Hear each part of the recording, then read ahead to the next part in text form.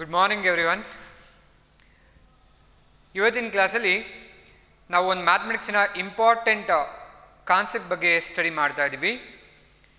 We know that in mathematics majorly it is divided as arithmetic, algebra and geometry, right? ಈ ನಮ್ಮ algebra and geometry ಈ ಎರಡು concept ಏನಿದೆ ಅದನ್ನು combine ಮಾಡಿಬಿಟ್ಟು ಒಂದು ಕಾನ್ಸೆಪ್ಟನ್ನು ಡೆವಲಪ್ ಮಾಡ್ತೀವಿ ಅಂತ ಆದರೆ, ಯಾಕೆಂದರೆ ಎಲ್ಲ ಜೊಮೆಟ್ರಿಕ್ ಫಿಗರ್ಸ್ಗಳಿಗೆ ನಮ್ಮ ಆಲ್ಜಿಬ್ರಾಯಿಕ್ ರೆಪ್ರೆಸೆಂಟೇಷನ್ ಇಂಪಾರ್ಟೆಂಟ್ ಆಗುತ್ತೆ. ಹಾಗಾಗಿ ಈ ಎರಡು ಬ್ರಾಂಚಸ್ಗಳನ್ನ ಕಂಬೈನ್ ಮಾಡಿ ನಾವೊಂದು ಕಾನ್ಸೆಪ್ಟನ್ನು ರೆಡಿ ಮಾಡ್ತೀವಿ ಅನ್ನೋದಾದರೆ ನಮಗೆ ಸಿಗೋ ಕಾನ್ಸೆಪ್ಟ್ ನಾವೀಗ ಆಲ್ರೆಡಿ ಸ್ಟಡಿ ಮಾಡಿರೋ ಕೋಆರ್ಡಿನೇಟ್ ಜಾಮೆಟ್ರಿ.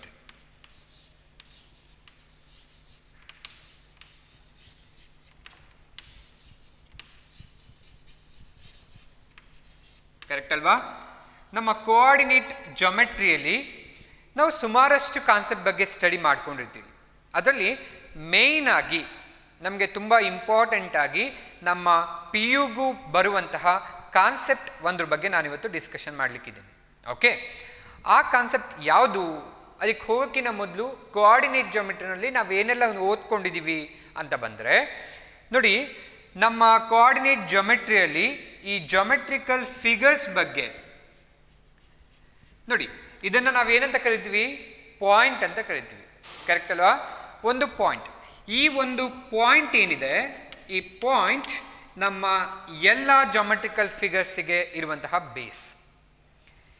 ಈ ಪಾಯಿಂಟ್ ಏನು ಬರ್ಕೊಂಡಿದ್ದೀನಿ, ಈ ಪಾಯಿಂಟನ್ನು ನಾವು ಸುಮಾರಷ್ಟು ಪಾಯಿಂಟ್ಗಳನ್ನ ಬರಿತಾ ಹೋಗಿ ಜಾಯಿನ್ ಮಾಡ್ತಾ ಹೋದರೆ ನಮಗೆ ಜಾಮೆಟ್ರಿಕಲ್ ಫಿಗರ್ಸ್ಗಳು ಸಿಗ್ತಾ ಹೋಗುತ್ತೆ. ನಮ್ಗೆ ಆಲ್ರೆಡಿ ಗೊತ್ತಿದೆ ಅಲ್ವಾ? ಓಕೆ, ಈ ಜಾಮೆಟ್ರಿಕಲ್ ಫಿಗರ್ ಪಾಯಿಂಟನ್ನು ನಾವು ಒಂದು ಕೋಆರ್ಡಿನೇಟ್ ಸಿಸ್ಟಮಲ್ಲಿ ಹೇಗೆ ರೆಪ್ರೆಸೆಂಟ್ ಮಾಡ್ಬೋದು ಅನ್ನೋದು ಈಗ ಆಲ್ರೆಡಿ ನಮಗೆ ಗೊತ್ತಾಗಿದೆ. ನಮ್ಮ ಕೋಆರ್ಡಿನೇಟ್ ಸಿಸ್ಟಮಲ್ಲಿ ಒಂದು ಎಕ್ಸ್ ಆಕ್ಸಿಸ್ ಇರುತ್ತೆ, ಹಾಗೆಯೇ ವೈ ಆಕ್ಸಿಸ್ ಇರುತ್ತೆ ಅಲ್ವಾ? ಈ ಒಂದು ಕೋಆರ್ಡಿನೇಟ್ ಸಿಸ್ಟಮಲ್ಲಿ ಪಾಯಿಂಟನ್ನು ರೆಪ್ರೆಸೆಂಟ್ ಹೇಗೆ ಮಾಡ್ತೀವಿ ನೋಡಿ, ಇಲ್ಲೊಂದು ಪಾಯಿಂಟನ್ನು ರೆಪ್ರೆಸೆಂಟ್ ಮಾಡಬೇಕು ಅಂತ ಆದರೆ, ಎ ಆಫ್ ಪಾಯಿಂಟನ್ನು ಬರಿಬೇಕು ಅಂತ ಆದರೆ ಹೇಗೆಲ್ಲ ರೆಪ್ರೆಸೆಂಟ್ ಮಾಡ್ಕೊಳ್ಬೋದು? ಈ ಪಾಯಿಂಟನ್ನು ರೆಪ್ರೆಸೆಂಟ್ ಮಾಡುವಾಗ ಇಲ್ಲಿ ಎಕ್ಸ್ ಆಕ್ಸಿಸಲ್ಲಿ ಎಷ್ಟು ಡಿಸ್ಟೆನ್ಸಲ್ಲಿ ಮೂವ್ ಆಗಿದೆ, ಹಾಗೆಯೇ ವೈ ಆಕ್ಸಿಸಲ್ಲಿ ಎಷ್ಟು ಡಿಸ್ಟೆನ್ಸಲ್ಲಿ ಮೂವ್ ಆಗಿದೆ ಅದನ್ನು ನೋಡಿಬಿಟ್ಟು ಈ ಪಾಯಿಂಟನ್ನು ಮಾರ್ಕ್ ಮಾಡ್ಕೊಳ್ತೀವಿ, ರೆಪ್ರೆಸೆಂಟ್ ಮಾಡ್ಕೊಳ್ತೀವಿ. Here for this example A of right point ಹೇಗೆ ಬರಿತೀವಿ? ಇಲ್ಲಿ 1 2 3 4, ಇಲ್ಲಿ 1 2 3 4 5 ಸೊ ಆನ್ ಇದೆ ಅಂತ ಇಟ್ಕೊಳ್ಳಿ. ಹಾಗೆ ಇಲ್ಲಿ ಏನಾಗುತ್ತೆ, ಎಕ್ಸ್ ಆಕ್ಸಿಸಲ್ಲಿ 2 ಯೂನಿಟ್ಸ್ ಮೂವ್ ಆಗಿದ್ದೀನಿ, ವೈ ಆಕ್ಸಿಸಲ್ಲಿ 3 ಯೂನಿಟ್ಸ್ ಮೂವ್ ಆಗಿದ್ದೀನಿ. ಹಾಗಾದರೆ ಪಾಯಿಂಟ್ ಎ ಈಸ್ 2,3 ಅಲ್ವಾ? ಹಾಗಾದರೆ ಯಾವುದೇ ಒಂದು ಕೋಆರ್ಡಿನೇಟ್ ಸಿಸ್ಟಮಲ್ಲಿ ಪಾಯಿಂಟನ್ನು, ಯಾವುದೇ ಪಾಯಿಂಟನ್ನು ರೆಪ್ರೆಸೆಂಟ್ ಹೇಗೆ ಮಾಡ್ಬೋದು ಅನ್ನೋದು ಗೊತ್ತಾಗಿದೆ ನಮಗೆ. ಈ ಪಾಯಿಂಟನ್ನು ರೆಪ್ರೆಸೆಂಟ್ ಮಾಡುವಾಗ ನಮಗೆ ಈ ಸೈನ್ ತುಂಬ ಇಂಪಾರ್ಟೆಂಟ್. ಹೇಗೆ? In first quadrant we have both coordinates as positive, isn't it? Okay, we have 4 coordinates: first quadrant, second quadrant, third quadrant and fourth quadrant. Correct ಅಲ್ವಾ? ಇದನ್ನು ಡೀಟೇಲ್ ಆಗಿ ಮತ್ತೆ ನಾವು ಓದ್ಕೊಳ್ತೀವಿ, ಬಟ್ ಇಲ್ಲಿ ಹಾಗೆ ಒಂದು ಎಕ್ಸಾಂಪಲ್ ಹೇಳಿರ್ತೀವಿ. ಫಸ್ಟ್ ಕ್ವಾಡ್ರೆಂಟಲ್ಲಿ ಎರಡು ಕೋಆರ್ಡಿನೇಟ್ಸ್ಗಳು ಏನಿದೆ, ಎಕ್ಸ್ ಆ್ಯಂಡ್ ವೈ ಕೋಆರ್ಡಿನೇಟ್ಸ್ ಅಂತ ಕರ್ಕೊಳ್ತೀವಿ. ಈ ಎಕ್ಸ್ ಆ್ಯಂಡ್ ವೈ ಕೋಆರ್ಡಿನೇಟ್ಸ್ಗಳು ಪಾಸಿಟಿವ್ ಇರುತ್ತೆ. ಕರೆಕ್ಟ್ ಅಲ್ವಾ? ಹಾಗೆ in second quadrant x coordinate is negative and Y coordinate is positive. In third quadrant both coordinates are negative, right? In fourth quadrant x coordinate is positive and Y coordinate is negative. ಈ ಥರ concept ನಮಗೆ already ಗೊತ್ತಿದೆ. ಇದು ಯಾವುದೇ ಒಂದು ಪಾಯಿಂಟನ್ನು ಹೇಗೆ represent ಮಾಡ್ಬೋದು ಅನ್ನಲಿಕ್ಕೆ example ಆಗುತ್ತೆ. ಇಲ್ಲಿ ಒಂದು ಪಾಯಿಂಟನ್ನು ಬರಿತೀನಿ ಅನ್ನೋದಾದರೆ ಬಿ ಆಫ್ -1, +5 ರೈಟ್ ಬರಿಬೋದು. Point belongs to the second quadrant. in the third quadrant, if you want to represent a point in a third quadrant, we can take as C of -7, -3. Both are negative, right? In fourth quadrant, d of 6 comma minus 3.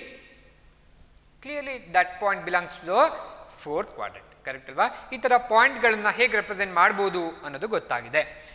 ಹಾಗೆ ಈ ಪಾಯಿಂಟ್ಗಳೆಲ್ಲ ಗೊತ್ತಾದ್ಮೇಲೆ ನಾವು ಈ straight ಲೈನಿನ equation ಏನಾಗತ್ತೆ ಅನ್ನೋದನ್ನು ನೋಡ್ಕೊಂಡಿರ್ತೀವಿ. Correct ಅಲ್ವಾ? ಯಾಕೆಂದರೆ ನಮಗೆ already ax plus by plus c is equal to 0 represent a straight line ಗೊತ್ತಿದೆ. ಕರೆಕ್ಟ್ ಅಲ್ವಾ? This equation represent straight line ಅಲ್ವಾ? ಹಾಗೇನೆ y ಈ ನಮ್ಮ ax² plus bx plus c correct ಅಲ್ವಾ is equal to sum y. ಇದೇನನ್ನು represent ಮಾಡುತ್ತೆ? Clearly it represent a parabola. ಅಂದರೆ ಕ್ವಾಡ್ರಾಟಿಕ್ ಇಕ್ವೇಶನ್ ರೆಪ್ರೆಸೆಂಟ್ ಪ್ಯಾರಾಬೋಲಾ ಅಲ್ವಾ? ಈ ಥರ ಏನಾದ್ರು ಇದ್ದರೆ ಅದು ಪ್ಯಾರಾಬೋಲಾನ ರೆಪ್ರೆಸೆಂಟ್ ಮಾಡುತ್ತೆ. ಹಾಗೆ ಈ ಥರ ಇದ್ದರೆ ಅದು ಸ್ಟ್ರೈಟ್ ಲೈನನ್ನು ರೆಪ್ರೆಸೆಂಟ್ ಮಾಡುತ್ತೆ ಅಂತ ಗೊತ್ತಾಯಿತು. ನಮ್ಮ ಕೋಆರ್ಡಿನೇಟ್ ಜಾಮೆಟ್ರಿನಲ್ಲಿ ತುಂಬ ಇಂಪಾರ್ಟೆಂಟ್ ಆಗಿರುವಂತಹ ಕಾನ್ಸೆಪ್ಟ್ ಯಾವುದು ಅಂದರೆ ನಮ್ಮ ಸ್ಟ್ರೈಟ್ ಲೈನ್. ಅದನ್ನು ಇವತ್ತು ಸ್ವಲ್ಪ ಡೀಟೇಲ್ ಆಗಿ ನೋಡೋಣ. ಓಕೆ, ನೋಡಿ, ಇದು ನಮ್ಮ equation of a straight line. Okay, ಈಗ ಆಲ್ರೆಡಿ ಗೊತ್ತಿದೆ. Here A B C are constants are real numbers. Okay, ಇಲ್ಲಿ ಏನಾಗುತ್ತೆ, ನಮ್ಮ ಸ್ಟ್ರೈಟ್ ಲೈನ್ ಅನ್ನುವಾಗ ಅದಕ್ಕೆ ಡೆಫಿನೇಷನ್ ಹೇಳ್ಕೊಳ್ತೀವಿ ನಾವು ಅಲ್ವಾ? What is mean by a straight line? ನೋಡಿ, ಈಗ ನಮ್ಮ ಹತ್ರ ಎರಡು ಸಿಟಿಗಳಿದೆ ಅಂತ ಇಟ್ಕೊಳ್ಳೋಣ. ಓಕೆ, ಎ ಅನ್ನೋ ಸಿಟಿ ಇದೆ, ಬಿ ಅನ್ನೋ ಸಿಟಿ ಇದೆ, ಎರಡು ಸಿಟಿ ಇದೆ. ಓಕೆ, ಈ ಎರಡು ಸಿಟಿಗಳನ್ನು ಕನೆಕ್ಟ್ ಮಾಡಲಿಕ್ಕೆ ಸುಮಾರಷ್ಟು ವೇಸ್ಗಳಿರುತ್ತೆ. ಓಕೆ, ಹೀಗೊಂದು ವೇಸ್ ಇದೆ, ಅಥವಾ ಹೀಗೆಲ್ಲೋ ಬಂದು ಇಲ್ಲೊಂದು ವೇಸ್ ಇದೆ, ಅಥವಾ ಇಲ್ಲೊಂದು ವೇಸ್ ಇದೆ, ಅಥವಾ ಇಲ್ಲೊಂದು ವೇಸ್ ಇದೆ. ನೋಡಿ, ಈ ಥರ ಡಿಫ್ರೆಂಟ್ ಹೀಗೆಗೋ ಒಂದು ವೇಸ್ ಇದೆ ಅಂತ ಇಟ್ಕೊಳ್ಳಿ. ಓಕೆ, ಈ ಎರಡು ಸಿಟಿಗಳನ್ನು ಕನೆಕ್ಟ್ ಮಾಡಲಿಕ್ಕೆ ನಿಮಗೆ ಸುಮಾರಷ್ಟು ವೇಸ್ಗಳಿದೆ. ಓಕೆ, ಬಟ್ ನಾವು ಈ ಥರ ವೇಸ್ಗಳಲ್ಲಿ ನಾವು ಹುಡ್ಕೋದು ಯಾವುದನ್ನು? ನಮಗೆ ಈ ಎರಡು ಸಿಟಿಗಳು ಶಾರ್ಟೆಸ್ಟ್ ಡಿಸ್ಟೆನ್ಸಲ್ಲಿ ಹೇಗೆ ಕನೆಕ್ಟ್ ಆಗ್ತವೆ ಅಲ್ವಾ? ಅದನ್ನು ಹುಡುಕ್ತೀವಿ. ಯಾಕೆಂದರೆ ನಮಗೆ ನಾವು ಯಾವಾಗಲೂ ಹುಡುಕೋದು ಶಾರ್ಟೆಸ್ಟ್ ಡಿಸ್ಟೆನ್ಸನ್ನು ಬಿಟ್ವೀನ್ ಟೂ ಥಿಂಗ್ಸ್ ಅಲ್ವಾ? ಅಂದರೆ ಈಗ ನಾನು ಸ್ಟ್ರೈಟ್ ಲೈನ್ ಡೆಫಿನೇಷನ್ ಹೇಳಬೇಕು ಅಂತಂದರೆ ನನಗೆ ಮಸ್ಟ್ ಅಂಡ್ ಶುಡ್ ಪಾಯಿಂಟ್ಗಳು ಬೇಕಾಗತ್ತೆ ಅಲ್ವಾ? If you consider point A and point B, then what is mean by a straight line? ಈಗ ಸ್ಟ್ರೈಟ್ ಲೈನ್ ಹೇಗಾಗಿದೆ ಅಂದರೆ, ನಮಗೆ ಡಯಾಗ್ರಾಮ್ ನೋಡಿ ನಾವು ಸ್ಟ್ರೈಟ್ ಲೈನ್ ಅಂತ ಕರಿತಾ ಇದ್ದೀವೋ ಅಥವಾ ಸ್ಟ್ರೈಟ್ ಲೈನ್ ನೋಡಿ ಡಯಾಗ್ರಾಮ್ನ ಬರಿತಾ ಇದ್ದೀವೋ ಎರಡೂ ಗೊತ್ತಾಗ್ತಿಲ್ಲ. ಹಾಗಾಗಿ ನೋಡಿ, straight line definition, simple definition ಅಂದರೆ the shortest distance between any two point is called a straight line. ಹೇಳ್ಬೋದಲ್ವಾ? ಸ್ಟ್ರೈಟ್ ಲೈನ್ ಅಂದರೆ ಏನು? The shortest distance between any two point. ಅದನ್ನು ನಾವು ಸ್ಟ್ರೈಟ್ ಲೈನ್ ಅಂತ ಕೋಆರ್ಡಿನೇಟ್ ಜಿಯೋಮೆಟ್ರಿನಲ್ಲಿ ಸ್ಟಡಿ ಮಾಡ್ಕೊಳ್ತೀವಿ. ನೋಡಿ, ನಾನಿಲ್ಲಿ ಹೇಳಿದ್ದೀನಿ, ಎರಡು ಪಾಯಿಂಟ್ಗಳ ಮಧ್ಯೆ ಇರುವಂತಹ shortest distance. It can be extended either this side or this side. ಯಾವ ಕಡೆ ಬೇಕಾದ್ರೂ ಎಕ್ಸ್ಟೆಂಡ್ ಮಾಡ್ಕೊಳ್ಬೋದು, but straight line is the shortest distance between any two point. Okay, ಈ ಪಾಯಿಂಟ್ಗಳು, ಹಾಗಾದರೆ ಈ ಎರಡು ಮಧ್ಯ ಪಾಯಿಂಟ್ಗಳ ನಡುವೆ ಬೇರೆ ಬೇರೆ ಪಾಯಿಂಟ್ಗಳು ಇರಲ್ವಾ? ಅಫ್ಕೋರ್ಸ್, ಈ ಎರಡೂ ಪಾಯಿಂಟ್ಗಳ ಮಧ್ಯ ಸುಮಾರಷ್ಟು ಪಾಯಿಂಟ್ಸ್ಗಳಿರುತ್ತೆ. ಈ ಎಲ್ಲ ಪಾಯಿಂಟ್ಗಳನ್ನು ಕೂಡ ನಾವೇನು ಮಾಡಿರ್ತೀವಿ? ಜಾಯಿನ್ ಮಾಡಿರ್ತೀವಿ. ಓಕೆ, ಹಾಗಾಗಿ ಈ ಸ್ಟ್ರೈಟ್ ಲೈನ್ ಅಂತಂದಾಗ ಇವುಗಳ ಮಧ್ಯೆ ಸುಮಾರಷ್ಟು ಪಾಯಿಂಟ್ಗಳು ಬರುತ್ತೆ, but the shortest distance between any two point is nothing but A straight line. That is the simplest definition of the straight line. Okay, ಹಾಗಾದರೆ ನಮಗೆ ಇಲ್ಲಿ ಮೇಯ್ನ್ ಆಗಿ ನಮಗೆ ಪಾಯಿಂಟ್ಗಳು ಸಿಕ್ಕಿದೆ. ಓಕೆ, ಒಂದು ಹೆಸರು ಕರ್ಕೊಂಡ್ಬಿಡೋಣ. A is the point x1, y1 and b is the point x2, y2. Okay, ಹಾಗಾದರೆ can we find out the distance between these two point ಅಲ್ವಾ. ಇದೊಂದು ಸ್ಟ್ರೈಟ್ ಲೈನ್ ಇದೆ. ಹಾಗಾದರೆ ಈ ಸ್ಟ್ರೈಟ್ ಲೈನ್ನ ಡಿಸ್ಟೆನ್ಸನ್ನು ಕ್ಯಾಲ್ಕುಲೇಟ್ ಮಾಡ್ಬೋದಾ? Distance between any two point is nothing but distance or length of a straight line between these two point. Correct ಅಲ್ವಾ? ಹಾಗಾದರೆ can we find out the distance between these two point? Important formula ಬರುತ್ತೆ. Distance formula. ಈಗ already ನಮಗೆ ಗೊತ್ತಾಗಿದೆ distance formula ಏನು ಹೇಳುತ್ತೆ. Distance between any two point x1 y1 and x2 y2 that gives the length of this straight line, that is AB. Correct ಅಲ್ವಾ? ಹಾಗಾದರೆ AB distance ಏನಾಗುತ್ತೆ? We know that square root of x2 minus x1 whole square plus y2 minus y1 whole square. Correct alva? This gives the distance between these 2 points or the length of the straight line between the points. Okay? ಹಾಗಾದರೆ ಇದು ನಮ್ಮ distance formula. ನೋಡಿ, ಈ ಫಾರ್ಮುಲಾಸ್ಗಳೆಲ್ಲ ಎಲ್ಲೇ mathematics ಬರ್ತಿದೆ ಅಂದರೂ ಕೂಡ ನಾವು ಯೂಸ್ ಮಾಡ್ಕೊಳ್ತಾನೆ ಇರ್ತೀವಿ. ಹಾಗಾಗಿ ನಮಗೆ ಗೊತ್ತಿರಬೇಕು. ಓಕೆ, ಈಗ ನೋಡಿ, ಒಂದು ಸ್ಟ್ರೈಟ್ ಲೈನ್ ಅಂತ ಬಂದಾಗ ಅಥವಾ distance between any two point ಅಂತ ಬಂದಾಗ ಅಲ್ಲಿ ಒಂದು ವರ್ಡ್ ತುಂಬ ಇಂಪಾರ್ಟೆಂಟ್ ಆಗುತ್ತೆ. ಏನಪ್ಪ ಅಂದರೆ ಅದು ಸ್ಲೋಪ್ ಅಂತ. Slope of a straight line. Slope of a straight line ಏನಿದು? Slope of a straight line ಏನಾಗುತ್ತೆ? Straight line is nothing but distance between any two point, the shortest distance between any 2 points. ಹಾಗಾದರೆ how we can find out the slope of a straight line? Slope of a straight line that is generally denoted as m. Slope of a straight line. Okay, and it is given by when they have given the 2 points. If they have given the 2 points, then the slope of a straight line, that is m, is given by m is equal to y2 minus y1 divided by x2 minus x1. ಇದು ಯಾವುದೇ ಒಂದು straight ಲೈನಿನ ಸ್ಲೋಪನ್ನು calculate ಮಾಡಲಿಕ್ಕೆ ಇರುವಂತಹ formula. ಏನಾಗ formula? y2 minus y1 divided by x2 minus x1. That gives the slope of a straight line. ಈಗ already ಗೊತ್ತಾಗಿರುತ್ತೆ ಈ coordinate system ಇದೆ. Okay, if any line is parallel to the x-axis, this is x-axis and this is y-axis, if any line, any straight line is parallel to the x-axis, then there will be no slope. Slope ಇರತ್ತಾ? Slope ಯಾವುದೇ ಕಾರಣಕ್ಕೂ ಇರಲ್ಲ. Slope ಇರಬೇಕು ಅಂದರೆ ಗೊತ್ತಾಗುತ್ತೆ ನಮ್ಗೆ, ಈ ಥರ ಹೀಗೆ ಸ್ಲ್ಯಾಂಟ್ ಆಗಿರಬೇಕಾಗತ್ತೆ. ಇದ್ದಾಗ ಅದಕ್ಕೆ ಸ್ಲೋಪ್ ಇದೆ ಅಂತ ಕರ್ಕೊಳ್ತೀವಿ. But when the line is parallel to the x-axis, then there is no slope for that line. ಹಾಗೇನೆ if the line is parallel to the y-axis or perpendicular to the x-axis, then there is a maximum slope. Slope ಎಷ್ಟಿರುತ್ತೆ? Maximum ಆಗಿರುತ್ತೆ. Okay, ಅಂದರೆ line ಹೀಗೆ straight ಆಗಿರುತ್ತೆ. Straight ಇದ್ದಾಗ ಈ ಥರ ಇದ್ದಾಗ ಸ್ಲೋಪ್ ಇರುತ್ತಲ್ಲ, ಈ ಥರ ಇದ್ದಾಗಲೂ ಕೂಡ ಇದಕ್ಕೆ ಸ್ಲೋಪ್ ಎಷ್ಟಿರುತ್ತೆ? ಮ್ಯಾಕ್ಸಿಮಮ್ ಇರುತ್ತೆ, ಜಾಸ್ತಿ ಇರುತ್ತೆ. ಓಕೆ, ಹಾಗಾಗಿ ಈ 2 ಪಾಯಿಂಟ್ಗಳು ಗೊತ್ತಿರಬೇಕು. ಹಾಗೆ ಇನ್ನೊಂದು ಲೈನ್ ಸ್ಲೋಪ್ ಇರುವಂಥ ಲೈನ್ ಅಂತಂದರೆ ಈ ಥರ ಲೈನ್ ಇದ್ದಾಗಲೂ ಕೂಡ ಅದಕ್ಕೆ ಸ್ಲೋಪ್ ಇರುತ್ತೆ. ಓಕೆ, ಇದು ಈ ಸ್ಲೋಪ್ ಆಫ್ ಅ ಸ್ಟ್ರೈಟ್ ಲೈನಿನ ಕಾನ್ಸೆಪ್ಟ್. ಈಗ ನೋಡಿ, ಒಂದು ಎಕ್ಸಾಂಪಲ್ ಹೇಳ್ಬಿಡೋಣ.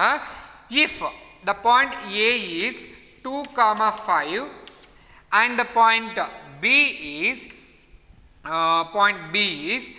1,7.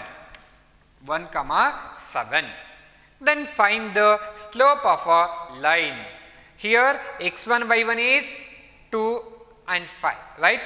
x2 y2 is 1,7. ಹಾಗಾದರೆ ಸ್ಲೋಪ್ ಅನ್ನು ಕ್ಯಾಲ್ಕುಲೇಟ್ ಮಾಡಿ ನೋಡಿ ಏನಾಗುತ್ತೆ? y2 is equal to y2 is 7 minus 5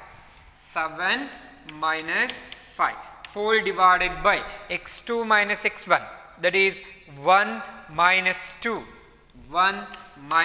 2 is equal to 7 minus 5, that is 2 divided by 1 minus 2, that is minus 1 and this equal to minus 2. Minus 2 is the slope of the line. ಅರ್ಥ ಆಗತ್ತಲ್ಲ? Okay, ಈ ಥರ slope of a straight ಲೈನ್ನ calculate ಮಾಡ್ಬೋದು. ಹಾಗೆ ನಮ್ಮ distance formula. ಹಾಗೆ ಇದನ್ನು ಯೂಸ್ ಮಾಡ್ಕೊಂಡು ಇದೇ ಕಾನ್ಸೆಪ್ಟಿಗೆ ನಾವು ಡಿಸ್ಟೆನ್ಸ್ನ ಕ್ಯಾಲ್ಕುಲೇಟ್ ಮಾಡ್ಬೋದಾ? ಈಸಿಯಾಗಿ ಮಾಡ್ಬೋದು. ಇಲ್ಲೇ ಕ್ಯಾಲ್ಕುಲೇಟ್ ಮಾಡಿ ತೋರಿಸ್ಬಿಡ್ತೇನೆ ನೋಡಿ. ಆಮೇಲೆ ಪ್ರಾಬ್ಲಮ್ಸ್ಗಳಿಗೆ ಹೋಗೋಣ. ಇಲ್ಲೇ ಇದೊಂದು ಎಕ್ಸಾಂಪಲ್ಗೆ ತೋರಿಸ್ಬಿಡ್ತೀನಿ. ಎ ಬಿ ಡಿಸ್ಟೆನ್ಸ್ ಅಲ್ವಾ? A B is equal to square root of ಏನಾಗುತ್ತೆ? x2 minus x1. x2 is 1 and x1 is 2. That's why 1 minus 2 whole square plus 7 minus 5 whole square. 7 minus 5 whole square. Correct alva? This equal to square root of 1 minus 2, that is minus 1 whole square plus 7 minus 5, that is 2 whole square, and this equal to square root of minus 1 whole square. Minus 1 whole square means minus 1 into minus 1 alva? Minus into minus plus 1 square is 1. That's why minus 1 whole square is 1 plus 2 square. That means 2 into 2. 2 2s are 4. That is equal to square root of 5 units. Root 5 units. ಈ ಥರ ಡಿಸ್ಟೆನ್ಸನ್ನು ಕೂಡ ನಾವು calculate ಮಾಡ್ಕೊಳ್ಬೋದು. ಅರ್ಥ ಆಗ್ತಿದೆಯಲ್ವಾ? Okay, ಇದಕ್ಕೆ ಪ್ರಾಬ್ಲಮ್ಸ್ಗಳು ಮತ್ತೆ ನಾನು ಕೊಡ್ತೀನಿ. ಪ್ರಾಬ್ಲಮ್ಸ್ಗಳನ್ನ ಮಾಡುವಾಗ ಮತ್ತೊಮ್ಮೆ ಎಕ್ಸ್ಪ್ಲೇನ್ ಮಾಡೋಣ. ಈಗ ಏನಾಯಿತು? ಡಿಸ್ಟೆನ್ಸ್ ಫಾರ್ಮುಲಾ ಆಯಿತು, ಹಾಗೆಯೇ slope of a straight line ಆಯಿತು. ಓಕೆ, ನೆಕ್ಸ್ಟ್ ಕಾನ್ಸೆಪ್ಟ್ ಯಾವುದಪ್ಪ ಅಂದರೆ ಸೆಕ್ಷನ್ ಫಾರ್ಮುಲಾ. ಏನಿದು ಸೆಕ್ಷನ್ ಫಾರ್ಮುಲಾ? ಯಾಕೆ ಯೂಸ್ ಮಾಡ್ತಾ ಇದ್ದೀವಿ ನಾವು ಸೆಕ್ಷನ್ ಫಾರ್ಮುಲಾನ? ನೋಡಿ, here this is the point A of x1, y1 and this is the point B of x2, y2. Okay, ಇದನ್ನು ಜಾಯಿನ್ ಮಾಡಿದ್ದೀನಿ ಅಂದರೆ this is nothing but a straight line. Okay, ಈಗ ನಾನು ಹೇಳ್ತಾ ಇರೋದು ಏನು? ಸೆಕ್ಷನ್ ಅಂದರೆ ಗೊತ್ತಾಗ್ಬಿಡುತ್ತೆ ನಿಮಗೆ ಅಲ್ವಾ? ನೋಡಿ, if any point C okay divides the line segment internally in the ratio m1:m2 ಅಥವಾ ನಾನಿಲ್ಲಿ ಸ್ವಲ್ಪ ಚೇಂಜ್ ಮಾಡ್ಕೊಳ್ತೀನಿ, m:n ಅಂತ ಚೇಂಜ್ ಮಾಡ್ಕೊಳ್ತೀನಿ. ಓಕೆ, ನಿಮಗೆಲ್ಲ m1 m2 ಕನ್ಸಿಡರ್ ಮಾಡಿರ್ತಾರೆ, ಬಟ್ ನಾನಿಲ್ಲಿ ಅದನ್ನು m and n ಆಗಿ ಕನ್ಸಿಡರ್ ಮಾಡಿರ್ತೀನಿ. C, if a point C divides the line segment AB internally in the ratio m:n, then what is the coordinate of C? ಅಲ್ವಾ? ಈ C coordinate ಏನಾಗುತ್ತೆ ಅನ್ನೋದು ಬೇಕಾಗತ್ತಲ್ವಾ? ಆ ಕೋಆರ್ಡಿನೇಟ್ ಯಾವ್ದು ಕೊಡುತ್ತೆ? ಸೆಕ್ಷನ್ ಫಾರ್ಮುಲಾ ಕೊಡುತ್ತೆ. ಹಾಗಾದರೆ ದ ಕೋಆರ್ಡಿನೇಟ್ C ಏನು? ಸಿ, ನಾವು section formula coordinate of C ಏನಾಗತ್ತಪ್ಪ ಅಂದರೆ ಇಸ್ ಈಕ್ವಲ್ ಟು ಸಿ. ಇನ್ನೊಮ್ಮೆ ಹೇಳ್ತೀನಿ ನೋಡಿ, if the point C divides the line segment AB internally in the ratio m:n, then the coordinate of C are mx2 plus nx1 divided by m plus n, comma my2 plus ny1 divided by m plus n. These two are the x and y coordinate of the point C. ಈ point C ಇರುತ್ತಲ್ವಾ, point C ನ x and y coordinate ಏನಾಗುತ್ತೆ ಅಂದರೆ ಈ ಥರ ಇರುತ್ತೆ, mx2 plus nx1 divided by m plus n, my2 plus ny1 divided by m plus n. This is the x coordinate and this is the y coordinate. ಅರ್ಥ ಆಗುತ್ತಲ್ಲ? ಈ ಒಂದು ಫಾರ್ಮುಲಾನ use ಮಾಡಿಕೊಂಡು ನಾವು ಸಿ ಪಾಯಿಂಟನ್ನು ಈಸಿಯಾಗಿ ಕ್ಯಾಲ್ಕುಲೇಟ್ ಮಾಡ್ಬೋದು. ಹಾಗೆಯೇ ಸುಮಾರಷ್ಟು ಪ್ರಾಬ್ಲಮ್ಸ್ಗಳನ್ನ ನಾವು ಆಲ್ರೆಡಿ ಹೈಸ್ಕೂಲ್ಗಳಲ್ಲಿ ನೋಡಿರ್ತೀವಿ. ಈ ಫಾರ್ಮುಲಾ ನಮಗೆ ಇಂಪಾರ್ಟೆಂಟ್ ಇರುತ್ತೆ, ನಾವು ಹಾಗೆ ಇದನ್ನು ನೆನ್ಪಿಟ್ಕೊಂಡು ಬರಬೇಕಾಗತ್ತೆ. ಅಲ್ಲಿ ಹೈಸ್ಕೂಲ್ಗಳಲ್ಲಿ ಏನು ಮಾಡಿರ್ತೀವಿ, ಈ ಎಮ್ ಮತ್ತು ಎನ್ ಇರುತ್ತಲ್ಲ ಅದ್ರ ಬದಲಿಗೆ m1 m2 ಅಂತ ಕನ್ಸಿಡರ್ ಮಾಡಿರ್ತೀವಿ. Okay m2 x2 plus m1 x1 divided by m1 plus m2 ಅಂತ ತಗೊಂಡಿರ್ತೀವಿ. ಬಟ್ ನಾನು ಇಲ್ಲಿ ಸ್ವಲ್ಪ ಇದನ್ನು ಚೇಂಜ್ ಮಾಡ್ಕೊಂಡಿದ್ದೀನಿ. ಅರ್ಥ ಆಯ್ತಲ್ವಾ? ಓಕೆ, ಹಾಗಿದ್ರೆ ನೆಕ್ಸ್ಟ್ ಇದೇ ಸೆಕ್ಷನ್ ಫಾರ್ಮುಲಾ ಇಟ್ಕೊಂಡು see here the point C divides the line segment A B internally. Okay, ಅಥವಾ ಇದೇ ಪಾಯಿಂಟ್ ಸಿ ಏನಾದರೂ ಈ ಎ ಬಿ ಅನ್ನ x1 y1 C is the point x2 y2 ಈ ಒಂದು ಲೈನನ್ನು ಏನಾದರೂ ಎಕ್ಸ್ಟರ್ನಲ್ ಆಗಿ ಡಿವೈಡ್ ಮಾಡಿಬಿಟ್ಟಿದ್ರೆ, ಹೊರಗಡೆ ಡಿವೈಡ್ ಮಾಡಿಬಿಟ್ಟಿದ್ರೆ, ಅಂದರೆ ಇಲ್ಲೆಲ್ಲೋ ಡಿವೈಡ್ ಮಾಡಿಬಿಟ್ಟಿದ್ರೆ, ಪಾಯಿಂಟ್ ಸಿ ಡಿವೈಡ್ ಮಾಡಿಬಿಟ್ಟಿದ್ರೆ ಆಗ ಏನಾಗತ್ತೆ? ಆಗ ಸಿಂಪಲ್ ಆಗಿ ಇಲ್ಲೇನು ಪ್ಲಸ್ ಇದೆಯಲ್ಲ ಅದನ್ನು ರಿಪ್ಲೇಸ್ ಮಾಡ್ತೀವಿ ಮೈನಸ್ಸಿಂದ. ಹಾಗಾದರೆ ಆಗ formula ಏನಾಗ್ಬಿಡುತ್ತೆ? coordinate of C when the point C divides the line segment externally in the ratio m is to n, then it becomes the coordinate mx2 minus nx1 divided by m minus n, comma my2 minus ny1 divided by m minus n. This gives the coordinate of the external point where that point divides the line AB externally in the ratio m is to n. ಅರ್ಥ ಆಗ್ತಿದೆಯಲ್ಲ? ಇದು internally divide ಆಗಿದ್ರೆ, ಇದು externally divide ಆಗಿದ್ದಾರೆ. ನೆನ್ಪಿಟ್ಕೊಂಡಿರ್ಬೇಕು. ನಮಗೆ ಫಾರ್ಮುಲಾಗಳು ಮತ್ತೆ ನಮ್ಮ PUC ನಲ್ಲಿ ಬರುತ್ತೆ, ಆಗ ಮತ್ತೊಮ್ಮೆ ರಿಕಾಲ್ ಮಾಡೋಣ. ಓಕೆ, ಈಗ ಹಾಗಿದ್ರೆ ಈ ಒಂದು ಪಾಯಿಂಟ್ ಇದೆಯಲ್ಲ, ಸಿ ಅನ್ನೋ ಪಾಯಿಂಟ್ ಏನಿದೆ ಅದು ಇಂಟರ್ನಲ್ಲಿನೇ ಡಿವೈಡ್ ಮಾಡ್ತಿದೆ ಅಂತ ಇಟ್ಕೊಳ್ಳೋಣ. x1 y1 x2 y2 ಇಂಟರ್ನಲ್ಲಿನೇ divide ಮಾಡ್ತಾ ಇದೆ. ಹಾಗೇನೆ ಈ ratio m is to n ಏನಿದೆಯಲ್ಲ ಅದು ರೇಷಿಯೋ ಈಕ್ವಲ್ ಇದೆ ಅಂತ ಕನ್ಸಿಡರ್ ಮಾಡೋದಾದ್ರೆ, ಹಾಗಾದರೆ ಈಕ್ವಲ್ ರೇಷಿಯೋ ಅಂದರೆ m is to m ಅಂತಲೇ ತಗೊಳ್ಳ ಅಥವಾ n is to n ಅಂತ ತಗೊಳ್ಬೋದಾ? ಹಾಗಾದರೆ ಸಿ ಏನಾಗಿರುತ್ತೆ? Clearly C will be the mid point of A B. C ಏನಾಗಿರುತ್ತೆ? ಮಿಡ್ ಪಾಯಿಂಟ್ ಆಗಿರುತ್ತೆ. ಹಾಗಾದರೆ ಅದರ ಕೋಆರ್ಡಿನೇಟ್ ಏನಾಗಿರುತ್ತೆ? ಸಿ ಇಂಟರ್ನಲ್ಲಿ ಡಿವೈಡ್ ಮಾಡ್ತಾ ಇದೆ, ಹಾಗೆಯೇ ಆ ರೇಷಿಯೋ ಸೇಮ್ ಇದೆ, ಹಾಗಾಗಿ ಅದು ಮಿಡ್ ಪಾಯಿಂಟ್ ಆಗಿರುತ್ತೆ. Then you will get the formula for mid point formula. Mid point formula ಏನಾಗಿರುತ್ತೆ? ಹಾಗಿದ್ರೆ ಸಿ ಇಲ್ಲಿ m ಮತ್ತು n ಎರಡೂ ಕೂಡ ಈಕ್ವಲ್ ಆಗಿರೋದ್ರಿಂದ ಸಿ ಕೋಆರ್ಡಿನೇಟ್ ಏನಾಗ್ಬಿಡತ್ತಪ್ಪ? mx2 plus mx1 divided by m plus m, my2 plus my1 divided by m plus m. ಸರಿ ಅಲ್ವಾ? ಹಾಗಾದರೆ C becomes the numerator will get m as a common factor, take it outside, m into x2 plus x1 divided by this becomes 2m, comma here also m is a common factor, take it outside, remaining y2 plus y1 divided by 2m. Now m get cancelled, here also mm get cancelled. Then the midpoint becomes, the coordinates of midpoint becomes c is equal to x1 plus x2 divided by 2, comma y1 plus y2 divided by 2, which is the formula or coordinates of the point which divides equally in the ratio m is to m, or equally divides the line AB. ಅರ್ಥ ಆಗುತ್ತಲ್ಲ? ಈಗ ಈ ಒಂದು straight line ಅಂತ ಬಂದಾಗ ನಾನಲ್ಲಿ ಯಾವುದೆಲ್ಲ ಪಾಯಿಂಟ್ಗಳನ್ನ ಹೇಳ್ಕೊಟ್ಟಿದ್ದೀನಿ? ಒಂದು slope of a straight line, ಇನ್ನೊಂದು ಡಿಸ್ಟೆನ್ಸ್ ಫಾರ್ಮುಲಾ, ಇನ್ನೊಂದು ಸೆಕ್ಷನ್ ಫಾರ್ಮುಲಾ. ಸೆಕ್ಷನ್ ಫಾರ್ಮುಲಾದಲ್ಲಿ ಏನು ಹೇಳಿದ್ದೀವಿ?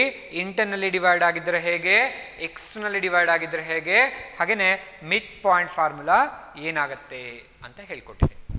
ಓಕೆ, ಈ ಎಲ್ಲ ಕಾನ್ಸೆಪ್ಟ್ ಮೇಲೇನು ಒಂದೆರಡೆರಡು ಪ್ರಾಬ್ಲಮ್ಸ್ಗಳನ್ನ ಸಾಲ್ವ್ ಮಾಡೋಣ. ಈಗ ಆಲ್ರೆಡಿ ಪ್ರಾಬ್ಲಮ್ಸ್ಗಳನ್ನ ಬಟ್ ಇನ್ನೊಮ್ಮೆ ರಿಕಾಲ್ ಮಾಡಿಕೊಡ್ತಾ ಇದ್ದೀನಿ. ಯಾಕೆ ಅಂದರೆ ಈ ಎಲ್ಲ ಕಾನ್ಸೆಪ್ಟ್ಗಳು ಮತ್ತೆ ನಮ್ಮ PUC ನಲ್ಲಿ ರಿಕಾಲ್ ಮಾಡ್ಕೋಬೇಕಾಗತ್ತೆ, ಮತ್ತೆ ರಿಪೀಟ್ ಆಗುತ್ತೆ. ಹಾಗಾಗಿ ಇದ್ರ ಬಗ್ಗೆ ಒಂದೆರಡು ಪ್ರಾಬ್ಲಮ್ಸ್ಗಳನ್ನು ಸಾಲ್ವ್ ಮಾಡ್ಕೊಳ್ಳೋಣ. ಓಕೆ, ಇದಿಷ್ಟು ಕಾನ್ಸೆಪ್ಟ್ ಮೇಲೆ. ಫಸ್ಟ್ ಯಾವುದಕ್ಕೆ ಬಂದ್ಬಿಡ್ತೀನಿ ಅಂದರೆ ನಾನು ಡಿಸ್ಟೆನ್ಸ್ ಫಾರ್ಮುಲಾಗೆ ಬರ್ತೀನಿ. ಓಕೆ, ನೋಡಿ ಒಂದು ಪ್ರಾಬ್ಲಮನ್ನು ಕೊಡೋಣ ಇಲ್ಲಿ. Find the distance. ಹಾಂ, ಒನ್ ಮೋರ್ ಕಾನ್ಸೆಪ್ಟ್. ಪ್ರಾಬ್ಲಮಿಗೆ ಹೋಗೋಕ್ಕಿಂತ ಮೊದಲು ಒನ್ ಮೋರ್ ಕಾನ್ಸೆಪ್ಟ್. ಈಗ ಪಾಯಿಂಟ್ ಎ ಇದೆ, ಪಾಯಿಂಟ್ ಬಿ ಇದೆ, ಹಾಗೆ ಪಾಯಿಂಟ್ ಸಿ ಇದೆ. Point A is x1, y1, point B is x2, y2, and point C is x3, y3. ನೋಡಿ, ಈ ಒಂದು ಕಾನ್ಸೆಪ್ಟ್, ಇದಿಷ್ಟು ಕಾನ್ಸೆಪ್ಟನ್ನು ತಿಳ್ಕೊಂಡಾದ್ಮೇಲೆ ಒಂದು ಇಂಪಾರ್ಟೆಂಟ್ ಕಾನ್ಸೆಪ್ಟ್ ಬರುತ್ತೆ. ಏನಪ್ಪ ಅಂದ್ರೆ ಅದು ಕೊಲೀನಿಯರ್ ಪಾಯಿಂಟ್ಸ್ ಅಂತ. Collinear points. ಏನಿದು ಕೊಲೀನಿಯರ್ ಪಾಯಿಂಟ್ಸ್ ಅಂದರೆ, if any three points lies on the same line, then the points are called as collinear points. ಯಾವ ಪಾಯಿಂಟ್ಸ್ಗಳು ಸೇಮ್ ಲೈನ್ ಮೇಲೆ ಇರುತ್ತೆ, ಯಾವುದೇ ಮೂರು ಪಾಯಿಂಟ್ಗಳು ಸೇಮ್ ಲೈನ್ ಮೇಲೆ ಇದ್ದರೆ ಆ ಮೂರು ಪಾಯಿಂಟ್ಗಳನ್ನ ನಾವೇನಂತ ಕಾಲ್ ಮಾಡ್ತೀವಿ? ಕೋ ಅಂದರೆ ಸೇಮ್, ಲೀನಿಯರ್ ಅಂದರೆ line. Okay, points same line ಮೇಲೆ ಇರುವಂತಹ ಮೂರು ಪಾಯಿಂಟ್ಸ್ಗಳನ್ನ ಯಾವ್ದಾದ್ರು ಇದ್ದರೆ ಅವುಗಳನ್ನ ನಾವೇನು ಕಾಲ್ ಮಾಡ್ತೀವಿ? ಕೊಲೀನಿಯರ್ ಪಾಯಿಂಟ್ಸ್ ಅಂತ ಕಾಲ್ ಮಾಡ್ತೀವಿ. ಹಾಗಾದರೆ what is the condition for the collinear points ಅಲ್ವಾ? ಕೊಲೀನಿಯರ್ ಪಾಯಿಂಟ್ಸ್ ಆಗಬೇಕು ಅಂದರೆ ಏನು ಕಂಡೀಷನ್ ಇರಬೇಕಾಗಿದ್ರೆ? So very simple condition. If A B C are collinear points, then must we have A B. That means what? Distance between A and B. We can easily find out by using distance formula. Plus B C. B C means what? Distance between B and C. Correct ಅಲ್ವಾ? ಈ distance formula use ಮಾಡ್ಕೊಂಡು calculate ಮಾಡ್ಬೋದು. Is equal to A C. ಇದು collinear ಪಾಯಿಂಟ್ಗಳಿಗಿರುವಂತಹ condition. A B plus B C is equal to A C. Equal ಆಗಿದ್ದರೆ, ಇವೆರಡರ ಸಮ್ಮಿಗೆ A C equal ಆಗಿದ್ದರೆ ಆಗ ಪಾಯಿಂಟ್ಸ್ ಎ ಬಿ ಸಿನ ನಾವೇನಂತ ಕಾಲ್ ಮಾಡ್ಬೋದು? ಕೊಲೀನಿಯರ್ ಪಾಯಿಂಟ್ಸ್ ಅಂತ ಕಾಲ್ ಮಾಡ್ಬೋದು. ಹಾಗಾದರೆ ವೆರಿಫೈ ಅಥವಾ check the given 3 points are collinear or not ಅಂತ ಕೇಳಿದ್ರೆ ನಾವೇನು ಮಾಡ್ಕೋಬೋದು? ಎ ಬಿ ಪಾಯಿಂಟಿನ ಡಿಸ್ಟೆನ್ಸ್, ಬಿ ಸಿ ಪಾಯಿಂಟಿನ ಡಿಸ್ಟೆನ್ಸ್, ಎ ಸಿ ಪಾಯಿಂಟಿನ ಡಿಸ್ಟೆನ್ಸನ್ನ ಕ್ಯಾಲ್ಕುಲೇಟ್ ಮಾಡ್ಕೊಳ್ಳೋದು. ಇವೆರಡನ್ನ ಆ್ಯಡ್ ಮಾಡಿದರೆ ಎ ಸಿ ಬರುತ್ತಾ? ಹಾಗೆ ಹೇಳ್ಬೇಕಂತೇನಿಲ್ಲ, ಯಾವುದೋ ಎರಡನ್ನ ಆ್ಯಡ್ ಮಾಡಿದ್ರೆ ಇನ್ನೊಂದು ಬರಬೇಕು ಅಂತಷ್ಟೇ. ಬಂದರೆ ಅವು ಕೊಲೀನಿಯರ್ ಆಗಿರ್ತವೆ, ಇಲ್ಲ ಅಂದರೆ ಕೊಲೀನಿಯರ್ ಆಗಿರೋದಿಲ್ಲ. ಈ ಎಲ್ಲ ಕಾನ್ಸೆಪ್ಟನ್ನ ಇಟ್ಕೊಂಡು ಪ್ರಾಬ್ಲಮ್ಸ್ಗಳನ್ನು ನೋಡೋಣ. ಓಕೆ, ಫಸ್ಟ್ ಎಕ್ಸಾಂಪಲ್ ಯಾವುದಕ್ಕೆ ಹೋಗ್ತಾ ಇದ್ದೀನಿ ಅಂದರೆ ಡಿಸ್ಟೆನ್ಸ್ ಫಾರ್ಮುಲಾಕ್ಕೆ ಹೋಗ್ತಾ ಇದ್ದೀನಿ. ಡಿಸ್ಟೆನ್ಸನ್ನು ಕ್ಯಾಲ್ಕುಲೇಟ್ ಮಾಡಲಿಕ್ಕೆ find the distance between the points. Find the distance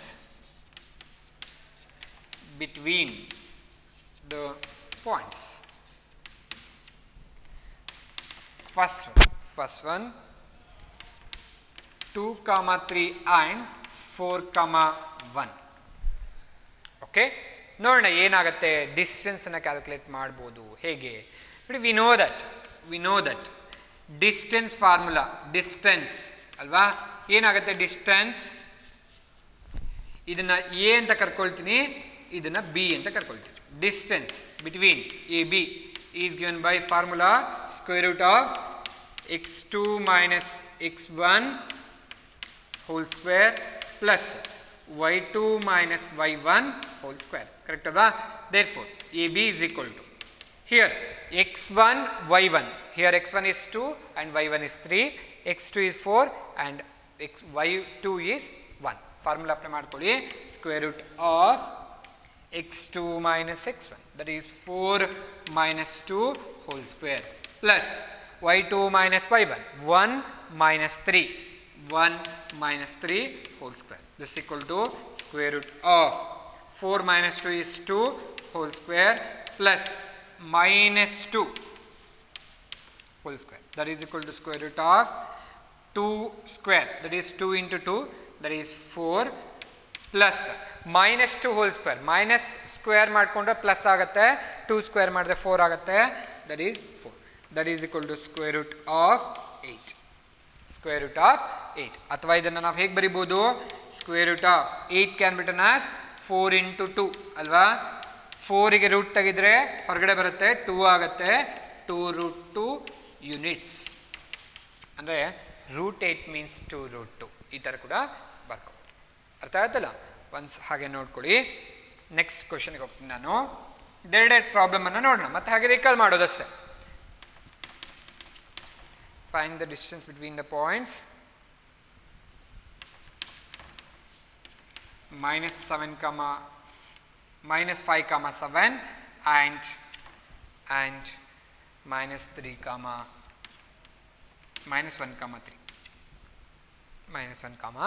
-3.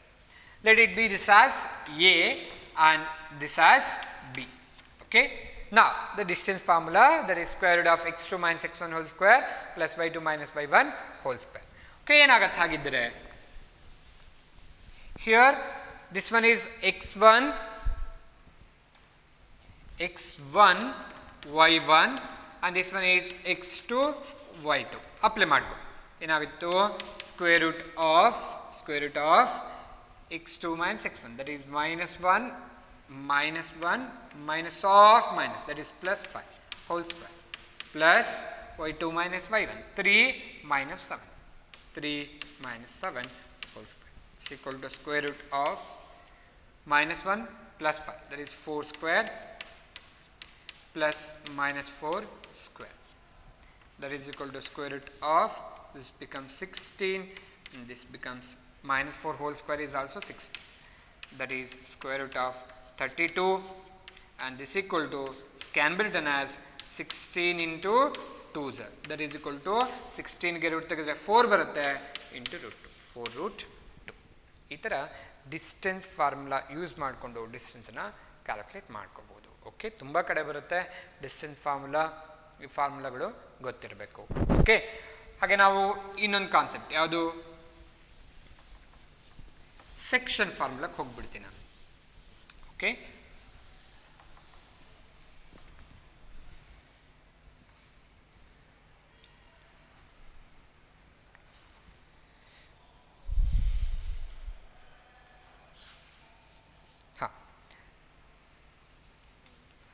find the coordinates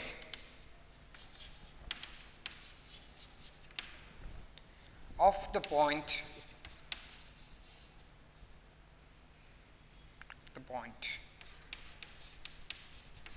which divides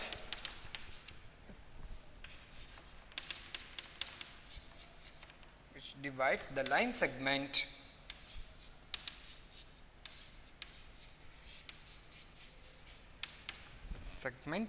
joining the point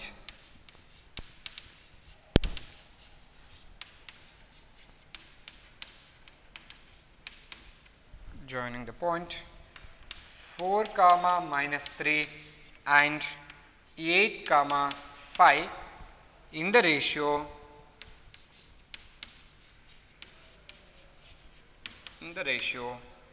3:1. 3:1 internally. Calculate ಮಾಡಬೇಕಂತೆ. Find the coordinates of the point which divides the line segment joining the point, these two in the ratio 3:1. Here ನಾನು already ಹೇಳಿದ್ದೀನಿ ನಿಮಗೆ section formula ಏನು ಹೇಳುತ್ತೆ, the coordinates mx2 plus nx1 whole divided by m plus n, my2 plus ny1 divided by m plus n. Correct ಅಲ್ವಾ? ಇದು coordinate. ಹಾಗಾದರೆ ನಿಮ್ಗೆ ಏನೆಲ್ಲ ಬೇಕಾಗುತ್ತೆ, x1 x2 ಬೇಕು, y1 y2 ಬೇಕು, m ಆ್ಯಂಡ್ n ಬೇಕಾಗತ್ತೆ. ಹಾಗಾದರೆ ಈ ಫಸ್ಟ್ ಪಾಯಿಂಟ್ ಇದೆಯಲ್ಲ, ಸಿ ಇಸ್ x1 y1 ಬರ್ಕೊಂಬಿಡೋಣ ಇಲ್ಲೇ. Here x1, y1 is equal to ಏನು ಕೊಟ್ಟಿದ್ದಾರೆ, 4, -3 ಇದೆ, ರೈಟ್. ದೆನ್ x2, y2 ಏನು ಕೊಟ್ಟಿದ್ದಾರೆ, 8, 5 ಇದೆ, ರೈಟ್. ಹಾಗೆಯೇ m:n ಬೇಕಲ್ವಾ, ಅಲ್ಲೆಷ್ಟಿದೆ, 3:1 ಇದೆ. ಹಾಗಾದರೆ m is 3, n is 1. ಫಾರ್ಮುಲಾಕ್ಕೆ apply ಮಾಡಿಬಿಡೋಣ. ಕೋಆರ್ಡಿನೇಟ್ ಏನಾಗ್ಬಿಡುತ್ತೆ, ಹಾಂ, m that is 3 ಇಷ್ಟು ಏನು ಬೇಕು x2 ಬೇಕಲ್ವಾ x2 ಇಲ್ಲಿದೆ 8 plus n is 1 into x1 is 4 whole divided by 3 plus 1 comma m y2 plus n y1 m is 3 y2 is 5 plus n is 1 to y1 is minus 3 whole divided by 3 plus 1 right ಹಾಗಿದ್ರೆ simplify ಮಾಡ್ಕೊಳ್ಳಿ ಇದನ್ನು 8 3s 24 plus 4 divided by 4 comma here 15 plus into minus 3 divided by 4 right then ಆಯಿತು 28 ಆಯಿತು divided by 4 ಆಯಿತು comma ಇದೆಷ್ಟಾಯಿತು 12 divided by 4 ಆಯಿತು ಕರೆಕ್ಟಾ therefore you will get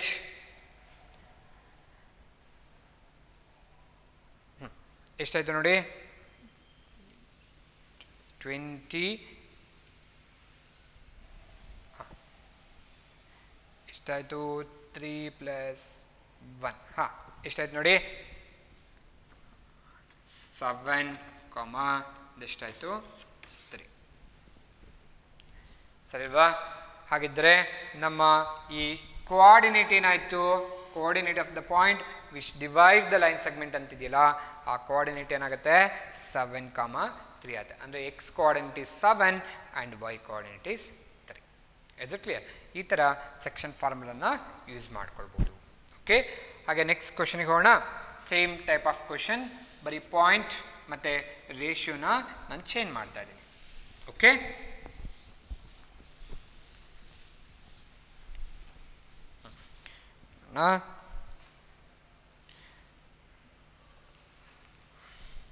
point minus 1 comma 7 and 4 comma minus 3 in the ratio 2:3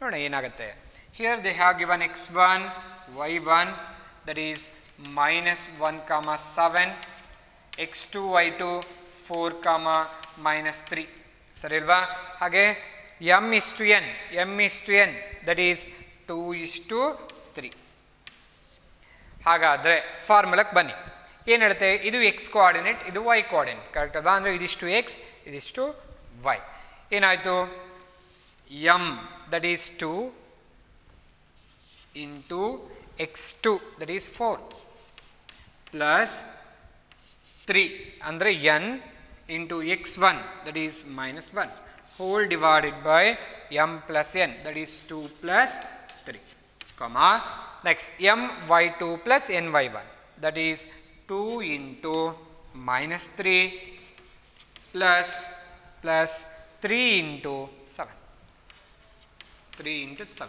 whole divided by 2 plus 3 now simplify you get 4 2s are 8 plus into minus 3 whole divided by 5 comma here minus 6 plus 21 whole divided by 5 correct alva ಏನಾಯ್ತು ನೋಡಿ first term ಏನಾಯ್ತು first term 5 divided by 5 comma second term ಏನಾಯ್ತು 15 divided by 5 ಆಯಿತು that becomes 1 and 3 correct alva ಅಂದರೆ X coordinate 1 ಆಗಿರುತ್ತೆ Y coordinate 3 ಆಗಿರುತ್ತೆ ಈ ಥರ ಸೆಕ್ಷನ್ ಫಾರ್ಮುಲಾ ಯೂಸ್ ಮಾಡಿಕೊಂಡು ನೀವು ಪ್ರಾಬ್ಲಮ್ಸ್ಗಳನ್ನು ಸಾಲ್ವ್ ಮಾಡ್ಕೋಬೋದು ಇಲ್ಲೇನಾಗುತ್ತೆ ಈ ಎಮ್ ಇಸ್ಟು ಎನ್ ಏನಿದೆಯಲ್ಲ ನಮಗೆ ಈ ಪಾಯಿಂಟ್ಗಳನ್ನ ಕೊಟ್ಬಿಟ್ಟು ಅಂದರೆ ನಮ್ಮ ಈ ಫೈನಲ್ ಪಾಯಿಂಟನ್ನು ಕೊಟ್ಬಿಟ್ಟು ಈ ರೇಷಿಯೋನ ಕ್ಯಾಲ್ಕುಲೇಟ್ ಮಾಡಿ ಅಂತ ಕೂಡ ಕೇಳೋ ಸಾಧ್ಯತೆಗಳಿರುತ್ತೆ ಆಗ ಪ್ರಾಬ್ಲಮನ್ನು ಹೇಗೆ ಸಾಲ್ವ್ ಮಾಡ್ಬೋದು ಅಂದರೆ ಎಮ್ ಇಸ್ಟು ಎನ್ ರೇಷಿಯೋನ ಹೇಗೆ ಕ್ಯಾಲ್ಕುಲೇಟ್ ಮಾಡ್ಬೋದು ಅಂತ ನೋಡೋಣ ಓಕೆ ಒಂದು ಪ್ರಾಬ್ಲಮನ್ನು ತೋರಿಸ್ಬಿಡ್ತೀನಿ ಓಕೆ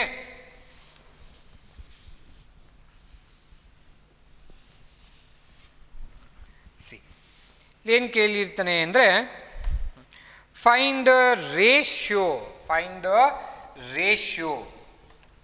ರೇಷಿಯೋನ ಕೇಳಿರ್ತಾನೆ ratio find the ratio in which the y-axis divides the line segment joining the points 5 comma minus 6 and minus 1 comma minus 4 and also find the point anta kelidane, point of intersection. Find the ratio in which the y-axis divides the line segment joining the point. ನೋಡಿ ಇಲ್ಲಿ ನಮ್ಗೆ ಏನು ಕೊಟ್ಟಿದ್ದಾನೆ ಅಥವಾ ಏನನ್ನ find out ಮಾಡಬೇಕು, ನಾವು ರೇಷಿಯೋನ calculate ಮಾಡಬೇಕು. ಅಂದರೆ m/n ಅನ್ನು ಕ್ಯಾಲ್ಕುಲೇಟ್ ಮಾಡಬೇಕು. ಅವನು ನಮಗೆ ಹೇಳಿರೋದೇನು, in which y-axis divides the line segment joining the point these two ಅಂತ ಹೇಳಿದ್ದಾನೆ. ಓಕೆ, ಆ m/n ಅನ್ನು ಕ್ಯಾಲ್ಕುಲೇಟ್ ಮಾಡೋ ಮೊದಲಿಗೆ ಆ ರೇಷಿಯೋ ನಮಗೆ ಈಗ ಆಲ್ರೆಡಿ ಏನೂ ಗೊತ್ತೇ ಇಲ್ಲ ಅಲ್ವಾ, ರೇಷಿಯೋ ಗೊತ್ತಿಲ್ಲ ನನಗೆ. m/n ಏನಿದೆ ಅದರ ಬದಲಿಗೆ ನಾನು ಕೆಲಸ ಮಾಡ್ಕೊಳ್ತೀನಿ, ಅದನ್ನು ರೇಷಿಯೋನ k/1 ಅಂತ ಕನ್ಸಿಡರ್ ಮಾಡ್ತೀನಿ. m/n ಏನಿತ್ತು ಅಲ್ಲಿ m ಮತ್ತು n ಎರಡೂ ಕೂಡ ವೇರಿಯಬಲ್ ಆಗೋದ್ರಿಂದ ನನಗೆ ಈಸಿ ಆಗಲಿ ಅಂತ ಅಂದ್ಬಿಟ್ಟು ಈ k/1 ಅಂತ ಚೂಸ್ ಮಾಡಿರ್ತೀನಿ. ಓಕೆ, ಈಗ ಏನಾಗತ್ತೆ ಹಾಗಿದ್ರೆ ನಮ್ಮ ಪಾಯಿಂಟ್ಸ್ಗಳು ಏನಾಗುತ್ತೆ, ಆ್ಯಕ್ಚುಲ್ ಆಗಿ ಏನಾಗುತ್ತೆ ನೋಡ್ಬಿಡೋಣ ಆಯಿತಾ. ಪಾಯಿಂಟ್ ಸೇಮ್ ಥಿಂಗ್ ಅಲ್ಲ, mx2 plus nx1 divided by m plus n, my2 plus ny1 divided by m plus n. Same formula. Okay, ಇಲ್ಲಿ x1 y1 ಇದೆ, x2 y2 ಇದೆ. Here this one is x1 y1 and this one is x2 y2. Okay, ಇದು m ಇದು n. ಬರೀ ಏನಾಗುತ್ತೆ, k into x2 ಎಷ್ಟಿದೆ -1 ಇದೆ, plus n ಅಂದರೆ 1 ಇದೆ, into x1 is 5 whole divided by m plus n, that is k plus 1, my2, m is k into y2 is -4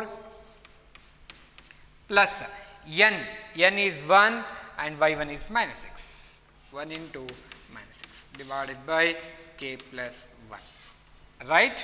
ಸ್ವಲ್ಪ simplify ಎಲ್ಲ ಮಾಡಿ ಇಟ್ಕೊಳ್ಳೋಣ. ಏನಾಗುತ್ತಿದ್ದು -k plus 5 divided by k plus 1, right, this becomes -4k -6 divided by k plus 1. ನೋಡಿ ಕ್ವೆಶನಲ್ಲಿ ಏನು ಹೇಳಿದೆ ನಾನು, ಕ್ವೆಶನಲ್ಲಿ ratio in which y-axis divides the line joining ಅಂತ ಹೇಳಿದ್ದಾರೆ. y-axis divides the line joining means what, x coordinate becomes 0. x coordinate ಏನಾಗಿರುತ್ತೆ 0 ಆಗಿರುತ್ತೆ. ಯಾಕೆಂದರೆ y-axisಲ್ಲಿ ನಮ್ಮ ಕೋಆರ್ಡಿನೇಟ್ ಸಿಸ್ಟಮಲ್ಲಿ y-axisಲ್ಲಿ x ಕೋಆರ್ಡಿನೇಟ್ ಏನಾಗಿರುತ್ತೆ 0 ಆಗಿರುತ್ತೆ. x ಆಕ್ಸಿಸ್ ಮೇಲೆ y ಕೋಆರ್ಡಿನೇಟ್ 0 ಆಗಿರುತ್ತೆ. ಹಾಗಾದರೆ ಅವನು ಕೊಟ್ಟಿರುವಂತಹ ಕಂಡೀಷನ್ ಅಥವಾ ಹಿಂಟ್ ಪ್ರಕಾರ ಈ ಒಂದು ಕೋಆರ್ಡಿನೇಟ್ಸಲ್ಲಿ ಈ x ಕೋಆರ್ಡಿನೇಟ್ ಏನಾಗಿರಬೇಕು 0 ಆಗಿರಬೇಕು. By using that one we can calculate the value of k. ಹಾಗಾದರೆ ಈಕ್ವೇಟ್ ಮಾಡ್ಕೊಳ್ಳಿ, -k plus 5 divided by k plus 1 is equal to 0, since y-axis divides the line segment ಅಲ್ವಾ. ಹಾಗಾಗಿ x coordinate 0 ಆಗಿರುತ್ತೆ. Cross multiply this one, you will get -k plus 5 is equal to 0, right, or k is equal to 5. k is equal to 5. ಹಾಗಾದ್ರೆ ಏನಾಯ್ತಂಗೆ ಆಯಿತು, ratio k means what, m/n, m by n ಅಲ್ವಾ, ಅಥವಾ k is n. Ratio ಏನಾಯ್ತು ಈಗ, k ಅಂದರೆ 5 ಇರೋದ್ರಿಂದ ratio becomes 5:1 ratio. ಮತ್ತೇನು ಕೇಳಿದೆ ನಾನು, ಫೈಂಡ್ ದ ಪಾಯಿಂಟ್ಸ್ ಅಂತ ಕೂಡ ಕೇಳಿದ್ದಾನೆ, ಫೈಂಡ್ ದ ಪಾಯಿಂಟ್ ಅಂತ ಕೂಡ ಕೇಳಿದ್ದಾನೆ. ಹಾಗಾದರೆ ಈ ಎರಡು ಪಾಯಿಂಟ್ಸ್ಗಳಿಗೆ ನೀವು 5 ವ್ಯಾಲ್ಯೂನ ಹಾಕಬೇಕಾಗತ್ತೆ. ಆಲ್ರೆಡಿ ಗೊತ್ತಿದೆ ಇದಿಷ್ಟು 0 ಮಾಡ್ಕೊಂಡಿರೋದ್ರಿಂದ will get the x coordinate as 0 ಅಲ್ವಾ. ನೆಕ್ಸ್ಟ್ ಇದೊಂದಕ್ಕೆ ಹಾಕಿ 5 ಹಾಕಿ, ಏನು ಬರುತ್ತೆ ನೋಡಿ, -4 into 5 -6 divided by 5 plus 1. Okay, therefore this becomes 0, -20 -6 divided by 6 and this equal to 0, minus 26 divided by 6 ಅಥವಾ 0, minus 3 ಕರೆಕ್ಟಾ 3 ಇಂದ ಹೋಗುತ್ತಲ್ವಾ 3 ಇಂದ ಹೋಗುತ್ತಾ 2 ಇಂದ ಕಳಿಸ್ಬಿಡೋಣ 2 1s 3s divided by 3s 0, minus 13 by 3 will be the our point of intersection. ಈ ಥರ K value ಗೊತ್ತಿಲ್ಲ ಅಂದಾಗ ಅಥವಾ ರೇಷಿಯೋ ಗೊತ್ತಿಲ್ಲ ಅಂತಂದಾಗ ನಾವು ಈ ಥರ ಇಟ್ಕೊಂಡು ಕ್ಯಾಲ್ಕುಲೇಟ್ ಮಾಡ್ಕೋಬೋದು. ಹಾಗೆ ಪಾಯಿಂಟ್ಗಳನ್ನು ಕೂಡ ಕ್ಯಾಲ್ಕುಲೇಟ್ ಮಾಡ್ಕೋಬೋದು. ಅರ್ಥ ಆಯ್ತಲ್ಲ? ಇದು ಈ ಸೆಕ್ಷನ್ ಫಾರ್ಮುಲಾಕ್ಕೆ ಸಂಬಂಧಪಟ್ಟಿರೋದು. ಹಾಗೆ ಈ ಸೆಕ್ಷನ್ ಫಾರ್ಮುಲಾ ಅಂತ ಬಂದಾಗ ನಾವು ಮಿಡ್ ಪಾಯಿಂಟ್ ಫಾರ್ಮುಲಾ ಯೂಸ್ ಮಾಡ್ಕೊಳ್ತೀವಿ ಅಂತ ಹೇಳಿದ್ದೀನಿ. ಅದಕ್ಕೆ ಪ್ರಾಬ್ಲಮ್ಸ್ಗಳನ್ನು ನೋಡೋಣ. ಹಾಗಿದ್ರೆ ಓಕೆ, ಏನಾಗುತ್ತೆ ಮಿಡ್ ಪಾಯಿಂಟನ್ನು ಹೇಗೆ ಕ್ಯಾಲ್ಕುಲೇಟ್ ಮಾಡ್ಬೋದು ಅಂತ. ಓಕೆ, ಈಗ ಅರ್ಥ ಆಗಿದೆ ಅಲ್ವಾ ಡಿಸ್ಟೆನ್ಸ್ ಆ್ಯಂಡ್ ಸೆಕ್ಷನ್ ಫಾರ್ಮುಲಾ. ಈಗ ಮಿಡ್ ಪಾಯಿಂಟಿಗೆ ಬಂದರೆ ನಮ್ಮ find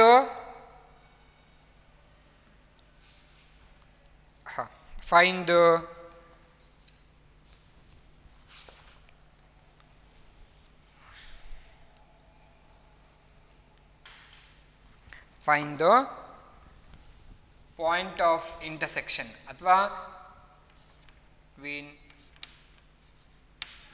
3, 2 and minus 6, 5. Find the point of intersection of the line joining these 2 points. Divide the line joining these 2 points in the ratio 1:1. 1:1. ಅಥವಾ find the midpoint of these 2 points ಕೇಳ್ಬೋದು. ಅವಾಗ ಏನಾಗುತ್ತೆ mid point formula ಏನು ಹೇಳುತ್ತೆ ನೋಡಿ. Mid point coordinate of mid point. Okay, that becomes x2 ಅಥವಾ x1 plus x2 divided by 2, y1 plus y2 divided by 2 ಅಲ್ವಾ. ಏನಾಗುತ್ತೆ ಹಾಗಿದ್ರೆ this is x1 y1 and this is x2 y2. ಹಾಗಾದರೆ calculate ಮಾಡಿ. x1 is 3 minus 6 divided by 2, y1 is 2, y2 is 5, that is 2 plus 5 divided by 2. Therefore, this becomes minus 3 divided by 2, 7 divided by 2. The coordinates of the midpoint joining these 2 points. ಈ ಥರ mid ಪಾಯಿಂಟನ್ನು ಕೂಡ calculate ಮಾಡ್ಕೊಳ್ಬೋದು. Okay, ಹಾಗೆಯೇ mid ಪಾಯಿಂಟ್ಗೆ ಅಂತ ಬಂದಾಗ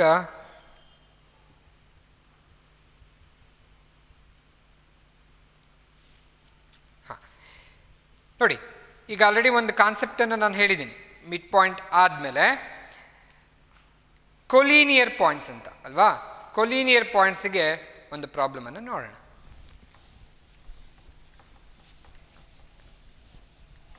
ಏನಿದೆ question ಹೀಗಿದೆ.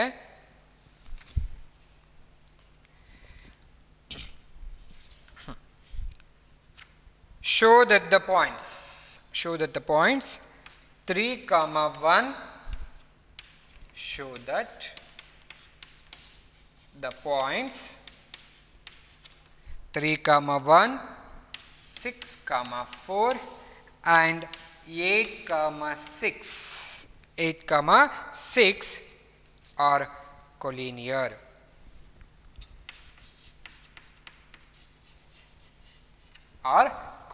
ಕೇಳಿದ್ದಾರೆ ಕೊಲೀನಿಯರ್ ಆಗತ್ತಾ ಅಂತ.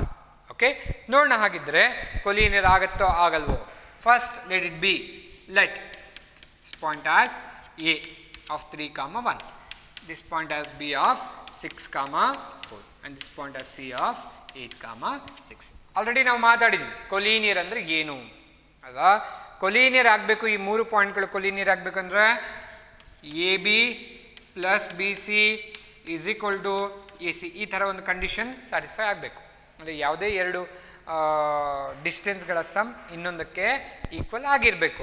ನೋಡೋಣ ಆಗತ್ತಾ ಅಂತ. ಹಾಗಿದ್ರೆ ನಮ್ಗೆ ಏನೆಲ್ಲ ಕ್ಯಾಲ್ಕುಲೇಟ್ ಮಾಡಬೇಕಾಗುತ್ತೆ. AB, BC, AC ಇವೆಲ್ಲ ಡಿಸ್ಟೆನ್ಸ್ ಫಾರ್ಮುಲಾ ಯೂಸ್ ಮಾಡ್ಕೊಂಡು ಕ್ಯಾಲ್ಕುಲೇಟ್ ಮಾಡಬೇಕಾಗುತ್ತೆ. ಹಾಗಾದರೆ ಕ್ಯಾಲ್ಕುಲೇಟ್ ಮಾಡಿಬಿಡೋಣ. ಫಸ್ಟ್ AB ಏನಾಗುತ್ತೆ. AB is equal to square root of This is x1 y1 and this one is x2 y2. Calculate ಮಾಡಿ. x2 minus x1, that is 6 minus 3 whole square plus 4 minus 3, sorry, minus 1 whole square. This equal to square root of 6 minus 3, 3 square plus 4 minus 1, 3 square. That is equal to square root of, this is 9 plus 9. That becomes square root of 18. Again, square root of 18 can be written as 9 into 2s. 9 into 3, 2s. Hagagi 9 into 2s. That is equal to 9 ಗೆ root ಅನ್ನು ತೆಗೆದರೆ 3 ಬರುತ್ತೆ. 3 root 2 ಆಯಿತು. This is the distance between A and B. Now, distance between B and C. ನೋಡೋಣ, calculate ಮಾಡಿ ಏನಾಗುತ್ತೆ. Distance between B and C. That becomes 8 minus 6 whole square plus 6 minus 4 whole square. That is equal to square root of 2 square plus 2 square. ಅಲ್ವಾ? ಅಂದರೆ ಏನಾಯಿತು? square root of 4 plus 4. That is root 16. Sorry, root 8. That is equal to root 8 ಅನ್ನು ನಾನು ಆಗಲೇ ಹೇಳಿದ್ದೀನಿ. ಹೇಗೆ ಬರಿಬೋದು ಅದನ್ನು? root 2 root 2 ಅಂತ ಬರಿಬೋದು. root 8 ಅನ್ನು. ಕರೆಕ್ಟ್ ಅಲ್ವಾ? ದೆನ್ ಯಾವುದು? AC. Square root of distance between A and C. Okay? x2 minus x1. That is 8 minus 3 whole square plus 6 minus 1 whole square. That is equal to square root of 8 minus 3 is 5. 5 square plus 5 square. That is square root of 25 plus 25. That is equal to root of 50. Root 50. 50 can be written as 25 2s. 25 2s ಅಂದರೆ 5 root 2. Observe ಮಾಡಿ. ಸ್ವಲ್ಪ observe ಮಾಡಿ. Here AB plus BC add ಮಾಡಿಬಿಡೋಣ. AB ಎಷ್ಟಿದೆ? AB is 3 root 2. 3 root 2 plus BC ಎಷ್ಟಿದೆ? 2 root 2. 2 root 2. Correct ಅಲ್ವಾ? That is equal to 3 plus 2 add ಮಾಡ್ಬೋದಲ್ವಾ? 5 root 2 which is nothing but AC. ಹಾಗಾದರೆ ನಮ್ಮ ಕೊಲಿನಿಯರ್ ಕಂಡೀಷನ್ ಸ್ಯಾಟಿಸ್ಫೈ ಆಗಿದೆ. ಹಾಗಿದ್ರೆ ಈ 3 ಪಾಯಿಂಟ್ಗಳೇನಾಗಿರುತ್ತೆ? ಕೊಲಿನಿಯರ್ ಆಗಿರುತ್ತೆ. ಕೊಲಿನಿಯರ್ ಆಗಲ್ಲ ಅಂತ ಆದರೆ ಇವುಗಳನ್ನ ಯಾವುದೇ ಎರಡನ್ನ ಆ್ಯಡ್ ಮಾಡಿದ್ರೆ ಇನ್ನೊಂದು ಬರ್ತಾ ಇರಲ್ಲ. ಆಗ ಅದು ಕೊಲಿನಿಯರ್ ಆಗ್ತಾ ಇರಲ್ಲ. ಇದು ಕೊಲಿನಿಯರ್ ಕಾನ್ಸೆಪ್ಟ್ ಆಗಿರುತ್ತೆ. ಅರ್ಥ ಆಯ್ತಲ್ಲ? ಇದು ನಮ್ಮ ಈ ಸ್ಟ್ರೈಟ್ ಲೈನ್ ಮೇಲೆ ಅಥವಾ ಕೋಆರ್ಡಿನೇಟ್ ಜಿಯೋಮೆಟ್ರಿನಲ್ಲಿ ಈ ಲೈನ್ ಮೇಲೆ ಬರುವಂತಹ ಕಾನ್ಸೆಪ್ಟ್. ನೋಡಿ, ಇದರಲ್ಲಿ ನಮಗೆ ಇನ್ನೊಂದು ಇಂಪಾರ್ಟೆಂಟ್ ಕಾನ್ಸೆಪ್ಟನ್ನು ನಾವು ಸ್ಟಡಿ ಆಲ್ರೆಡಿ ಮಾಡಿದ್ವಿ. ಅದೇನಪ್ಪ ಅಂದರೆ ಇದೇ ಕೋಆರ್ಡಿನೇಟೆಡ್ ಜಿಯೋಮೆಟ್ರಿನಲ್ಲಿ ಬರುವಂತಹ ಇನ್ನೊಂದು ಕಾನ್ಸೆಪ್ಟ್ ಯಾವುದಪ್ಪ ಅಂದರೆ ನಮ್ಮ ಏರಿಯಾ ಆಫ್ ಟ್ರಯಾಂಗಲ್. ಇದು ಕೂಡ ಇಂಪಾರ್ಟೆಂಟ್ ಫಾರ್ಮುಲಾ ಕಂಡೀಷನ್. ಓಕೆ, ಏನು ಆಗಿದೆ area of a triangle? See, if you consider a triangle ABC with the coordinates ABC with the coordinate x1 y1 x2 y2 and x3 y3. Okay, ಕೋಆರ್ಡಿನೇಟ್ಗಳನ್ನ ಕೊಟ್ಟಿದ್ದಾರೆ. ಹಾಗಾದರೆ area of a triangle ಏನಾಗುತ್ತೆ ನೋಡಿ. Area of a triangle we know that area is given by from the geometry half into base into height ಅಲ್ವಾ? Half into base into height. But ಇಲ್ಲಿ ನಮಗೆ ಸೈಡ್ಗಳು ಗೊತ್ತಿಲ್ಲ ಅಥವಾ ಹೈಟ್ ಗೊತ್ತಿಲ್ಲ ಅಂತ ಆದಾಗ ಬರೀ ಕೋಆರ್ಡಿನೇಟ್ಸ್ಗಳನ್ನ ಕೊಟ್ಟಿದ್ರೆ ಹೇಗೆ ಕ್ಯಾಲ್ಕುಲೇಟ್ ಮಾಡ್ಕೊಳ್ತೀವಿ ಅಂದಕ್ಕೆ formula area of triangle is equal to half into x1 into y2 minus y3 plus x2 into y3 minus y1 plus x3 into y1 minus y2. This gives the area of a triangle. ನಮ್ಮ PUC ಬಂದ ತಕ್ಷಣ ನಿಮಗೆ area of a triangle ಬರುತ್ತೆ. ಆಗ ಇದನ್ನು use ಮಾಡ್ಕೋಬೇಕು. ಇಲ್ಲಿ ಏನಾಗುತ್ತೆ, ಈ ಬ್ರಾಕೆಟ್ ಒಳಗಡೆ ಏನಿದೆ ಟರ್ಮ್, ಇದು ನಿಮಗೆ ಪಾಸಿಟಿವ್ ಆದರೂ ಬರ್ಬೋದು, ನೆಗೆಟಿವ್ ಆದರೂ ಬರ್ಬೋದು. ನಿಮಗೆ ಗೊತ್ತಿರಬೇಕು area of a triangle should be positive. ಹಾಗಾದರೆ ಇಲ್ಲಿ ಪಾಸಿಟಿವ್ ಆದರೂ ಬರಲಿ, ನೆಗೆಟಿವ್ ಆದರೂ ಬರಲಿ, you must consider a positive value. ಅಂದರೆ ಈಗ ಏರಿಯಾ -15 ಅಂತ ಬಂತು ಅಂದರೆ ಯು ಮಸ್ಟ್ ಕನ್ಸಿಡರ್ +15. ಈ ಫಾರ್ಮುಲಾ ಕೂಡ ನೆನ್ಪಿಟ್ಕೊಂಡಿರಬೇಕು. ಇದು ಏರಿಯಾ ಆಫ್ ಎ ಟ್ರಯಾಂಗಲ್. ಹಾಗಾದರೆ ಇದ್ರ ಮೇಲ್ಗಡೆ ಒಂದು ಪ್ರಾಬ್ಲಮನ್ನು ನೋಡೋಣ. ಏರಿಯಾ ಆಫ್ ಎ ಟ್ರಯಾಂಗಲ್ನ ಹೇಗೆ ಕ್ಯಾಲ್ಕುಲೇಟ್ ಮಾಡ್ಬೋದು ಅನ್ನಲಿಕ್ಕೆ ಒಂದು example. Area of a triangle question ಈ ಥರ ಇದೆ. Find the area of a triangle whose vertices are 1, -1, -4, -6 and -3, -5 ಈ ಥರ ಇದೆ. ಏರಿಯಾ ಆಫ್ ಎ ಟ್ರಯಾಂಗಲ್ನ ಕ್ಯಾಲ್ಕುಲೇಟ್ ಮಾಡಬೇಕಂತೆ. ಇಲ್ಲಿ ನೋಡಿ, ಇದು x1 y1, ಇದು x2 y2, ಇದು x3 y3, ಕರೆಕ್ಟ್ ಅಲ್ವಾ? ಹಾಗೆ ಫಾರ್ಮುಲಾಕ್ಕೆ ನೀಟಾಗಿ ಹಾಕ್ಬಿಡಿ. ಏನಾಗುತ್ತೆ ನೋಡಿ, area of a triangle area is equal to half into ಇಲ್ಲಿ ಬರ್ಕೊಂಡ್ಬಿಡ್ತೀನಿ. ಏನಿದೆ ಇದು x1 y1 is x2 y2 and this one is x3 y3. Now substitute neatly.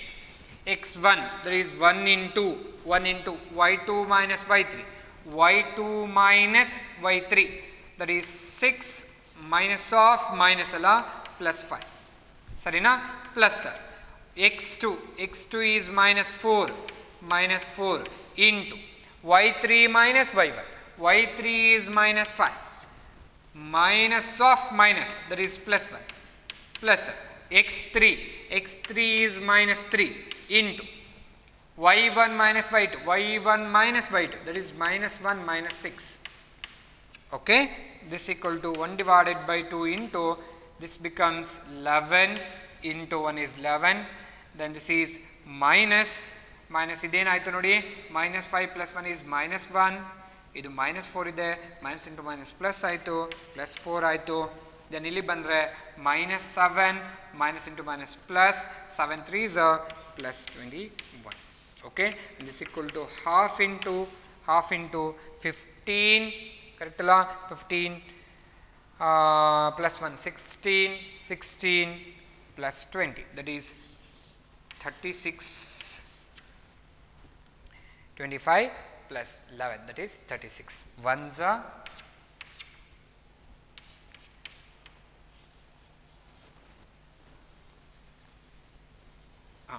36. Ones are 18 units. Area of a triangle. ಈ ಥರ ಯಾವುದೇ 3 ಪಾಯಿಂಟ್ಗಳನ್ನ ಕೊಟ್ಟಾಗ area of ಅ ಟ್ರಯಾಂಗಲ್ನ ಹೇಗೆ calculate ಮಾಡ್ಬೋದು ಅನ್ನಲಿಕ್ಕೆ ನಮ್ಮ ಹತ್ರ ಫಾರ್ಮುಲಾ ರೆಡಿ ಇದೆ. ಅರ್ಥ ಆಯ್ತಲ್ಲ? ಇದು ನಮಗೆ ಏರಿಯಾ ಆಫ್ ಎ ಟ್ರಯಾಂಗಲ್ನ ಕೊಡುತ್ತೆ. ಹಾಗೆ ಇನ್ನೊಂದು ಪ್ರಾಬ್ಲಮ್ ಮಾಡಿಬಿಡೋಣ. ಏರಿಯಾ ಆಫ್ ಎ ಟ್ರಯಾಂಗಲ್ಗೆ 5, 2, 4, 7 and 7, minus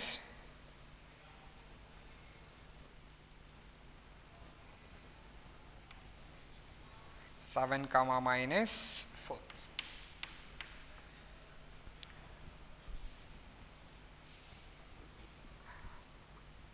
ಇಲ್ಲೊಂದು ಇಲ್ಲಿ ನೋಡಿ, -5 + 1 ಅಲ್ಲ ಇಲ್ಲಿರೋದು, -5 + 1 ಇರೋದು ಅಂದರೆ ಇದೇನಾಗುತ್ತೆ -4 ಆಗುತ್ತೆ. ಮೈನಸ್ ಇಂಟು ಮೈನಸ್ ಪ್ಲಸ್ ಇದೆಷ್ಟಾಯಿತು 4 ಅಲ್ಲ 16 ಆಗಿಬಿಡುತ್ತೆ. ಇಲ್ಲಿ -4 minus into minus plus 16 ಇಲ್ಲೇನಾಗ್ಬಿಡುತ್ತೆ 48. This becomes 24. ಸ್ವಲ್ಪ ನೋಡ್ಕೊಳ್ಳಿ. ಓಕೆ, ಈ ಥರ ಈ ಕ್ಯಾಲ್ಕುಲೇಷನ್ ಒಂದು ಕರೆಕ್ಟಾಗಿ ಮಾಡಿಕೊಂಡ್ರೆ ಸಾಕು. ನೆಕ್ಸ್ಟ್ ಇದಕ್ಕೆ ಹಾಕ್ಬಿಡೋಣ. ಏನಾಗುತ್ತೆ ನೋಡಿ, x1 here this one is x1 y1, this is x2 y2, this is x3 y3 ಅಲ್ವಾ? ಏನಾಗುತ್ತೆ ನೋಡಿ, x1 is 5 into y2 minus y3, 7 minus of minus plus 4. Okay, plus x2 that is 4 into y3 minus y1 that is -4 minus 2. Then plus x3 into y1 minus y2 that is 2 minus 7. Okay, so this equal to 1 divided by 2 into c is 11 into 5 it is 55 minus 6 ಆಯಿತು 24 ಆಯಿತು. This becomes minus 5 into 7 that is 35. Okay, and this equal to -4 divided by 2 that is equal to -2. ನೋಡಿ ಇಲ್ಲಿ negative ಬಂದಿದೆ ಅಲ್ವಾ, but area should be positive. Therefore area is equal to 2. 2 units. Area is 2 units. ಈ ಥರ ಒಂದು area of a ಟ್ರಯಾಂಗಲ್ನ calculate ಮಾಡಲಿಕ್ಕೆ ನಮ್ಮ ಹತ್ರ ಫಾರ್ಮುಲಾ ರೆಡಿ ಇದೆ. ಇವತ್ತಿನ ಇದಿಷ್ಟು ಕ್ಲಾಸ್ಗಳು ಮತ್ತೆ ಈ ಫಾರ್ಮುಲಾಸ್ಗಳೆಲ್ಲದೂ ಕೂಡ ನಮ್ಮ ಪಿ ಯು ಸಿನಲ್ಲಿ ಮತ್ತೆ ರಿಪೀಟ್ ಬರ್ತಾನೆ ಇರುತ್ತೆ, ರಿಕಾಲ್ ಮಾಡ್ಕೊಳ್ತಾನೆ ಇರ್ತೀವಿ. ಹಾಗಾಗಿ ಇದಿಷ್ಟು ಮೇಲ್ಗಡೆ ಮತ್ತೆ ಸ್ವಲ್ಪ ಬೇರೆ ಬೇರೆ ಪ್ರಾಬ್ಲಮ್ಸ್ಗಳನ್ನ ಏನಿದೆ ಅವುಗಳನ್ನ ಹಾಗೆ ನೋಡ್ಕೊಳ್ತಾರೆ. ಓಕೆ, ಇವತ್ತಿನ ಕ್ಲಾಸ್ ಅರ್ಥ ಆಗಿದೆ ಅಂತ ಅಂದ್ಕೊಳ್ತಿದ್ದೀನಿ. ಮುಂದಿನ ಕ್ಲಾಸ್ ಮತ್ತೆ ಬೇರೆ ಒಂದು ಕಾನ್ಸೆಪ್ಟನ್ನ ತೊಗೊಂಡು ಬರೋಣ. ಅಲ್ಲಿವರೆಗೂ have a nice day. Thank you. Be safe. Okay.